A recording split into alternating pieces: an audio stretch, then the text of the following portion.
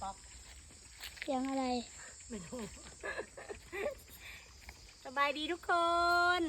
หลังจากเทศกาลสงกรานต์ผ่านไปเฮาชาวสวนก็กลับมาสู่ภาวะปกติจ้า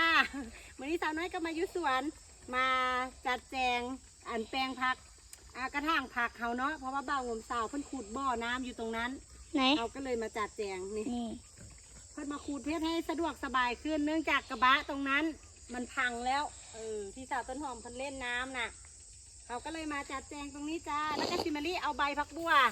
เมื่อคั้นส้มน้ำอากาศร้อนแห้งเบิ่งในผักบัวเฟื่อยฟ้ายไปหมดเลยร้อนโพด